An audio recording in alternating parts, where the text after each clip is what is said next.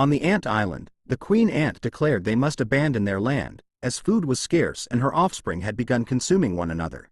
To survive, they needed a supreme soldier to lead them, someone who would strike fear into their enemies. She commanded her child to grow stronger and devour everything in its path. Back in the city, Jinho showed Jinwoo a spacious office, suggesting it could be used for their future guild. Jinwoo thought it was too large for just the two of them. Jinho explained that to establish a guild, they needed at least 3 people, a guild master, a vice master, and 1 employee, meaning they still needed 1 more recruit. He also mentioned a foreigner was trying to reach Jinwoo and had asked for a callback. The next day, a helicopter carrying the raid team headed for Jeju Island.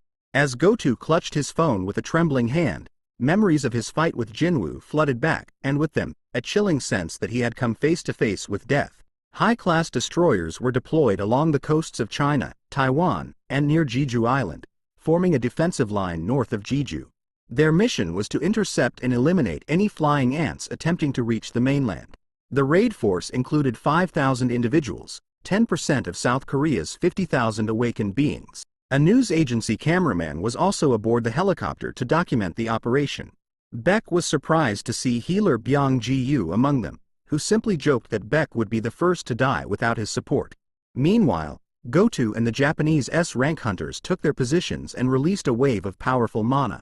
In response, a massive swarm of ants emerged from their nest. Some of them targeted the helicopter, but Choi incinerated the flying ants with fire magic before leaping out, followed by the other Korean S-rank hunters.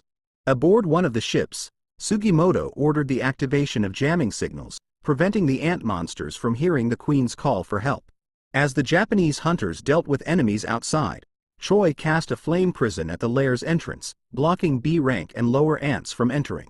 The Korean hunters advanced inside, discovering a spawning ground filled with ant eggs.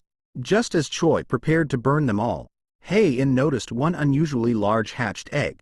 Byung Ji-yu speculated it might be a royal guard, but Beck reminded them their main target was the queen and advised ignoring everything else. Outside, Shimizu Akari commented on Kenzo's battered state.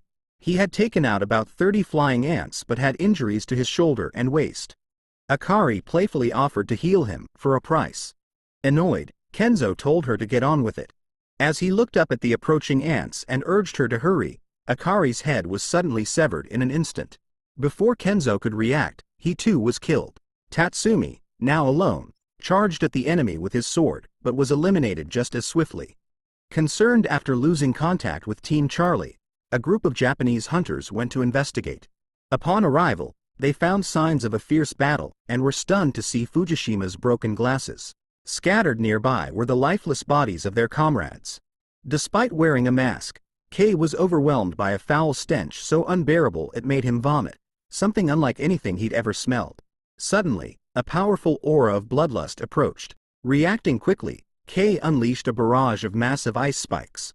But to his horror, the enemy shattered them effortlessly and wiped them out in an instant. Inside the ant lair, the Korean hunters realized they'd spent too much time fighting the elite ants. Hae-in mentioned she could sense a scent that likely belonged to the queen, and believed the queen was still guarded. To confirm, Beck used his ability to scout ahead and identified the queen's location, as well as the number of guards protecting her. As they advanced, Dungwick told Hae-in he'd take on the queen while she handled the guards.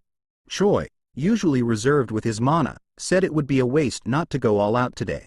When an ant attempted to ambush Choi, Tae-gyu stepped in and eliminated it. Inspired by the rising intensity, Beck unleashed his beast form and began tearing through the giant ants without restraint. Still shaken, the cameraman was urged by his boss to move closer for a better shot. But Byung Ji-yu grabbed him, warning that no one would be responsible for his life out there. With the queen's guards defeated, the Korean hunters launched a coordinated assault on the queen. After enduring heavy damage, she was near death. Victory seemed within reach.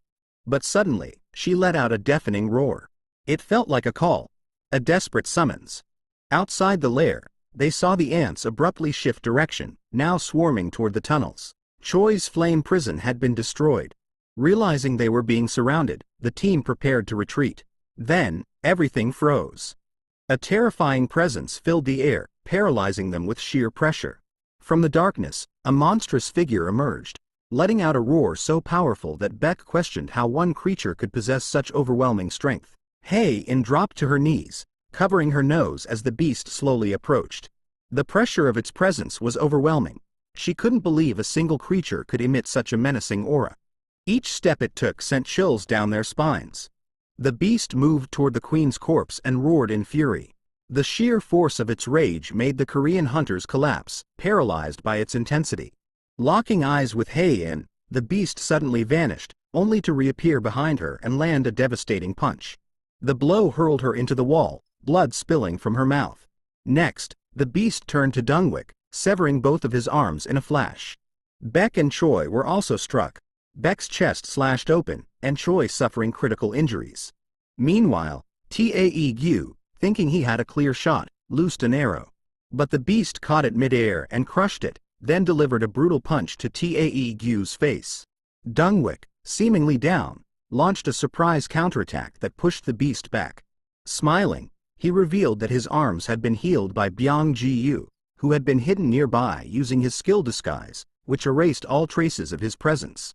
While the skill rendered him immobile, it allowed him to heal undetected until now. To everyone's horror, the beast sensed Byung-ji-yu despite the skill still being active. It appeared behind him and drove its hand through Byung-gu's back. Beck, battered and on his knees, could only scream Byung-gu's name as he watched helplessly. With a faint voice, Byung-ji-yu called out Beck's name and told him to run. But before Beck could react, the beast bit down and devoured Byung-gu's head, leaving the others in stunned silence. Consumed by rage, Beck launched himself at the monster, only to be caught by the neck. As the beast lifted him, it began to speak. It explained that by consuming its prey, it not only gained their life, but also their strength and memories. It then asked Beck a cryptic question: "Who is your king?" Before Beck could respond, the beast sensed something powerful outside the cave and flew off. Outside, Goto and the remaining Japanese hunters were investigating the loss of contact with teams Charlie and Delta. Only Team Bravo remained in communication. Upon reaching the other team's assigned area, they discovered the corpses of their allies. Reporting back to headquarters, Goto was asked about the South Korean team's chances of survival. With a grim expression, he said, "0." His superior responded coldly, suggesting a news headline. Despite their best efforts, the Japanese hunters were forced to retreat after the tragic fall of the South Korean raid team. He then added that their true goal, the annihilation of South Korea's S-rank hunters, had been achieved. He ordered Goto to withdraw. But before they could escape, the beast arrived in a blur of motion. Goto managed to block the initial attack, but Ishida wasn't as lucky. Her head was severed in an instant. Goto then ordered Minoru to join Team Bravo, saying he would only be a hindrance here. Facing the beast, Goto remarked on its overwhelming presence. The beast asked him if he was the king. Surprised that the creature could speak, Goto smirked and answered, "Yes, I am." The beast responded with a deafening roar and unleashed a wave of crushing magical energy. Goto staggered, overwhelmed by its strength. It reminded him of the pressure he once felt when facing Jinwoo. In the next moment, his sword shattered and his head hit the ground, lifeless. Inside the cave, the South Korean hunters were struggling to hold their ground. Wounded and exhausted, each of them had sustained serious injuries. Among them, Choi stood as their last hope, his flames the only thing keeping the swarming ants at bay. But even his fire was beginning to wane. As more ants closed in, Beck stared at the overwhelming numbers, a grim thought crossing his mind.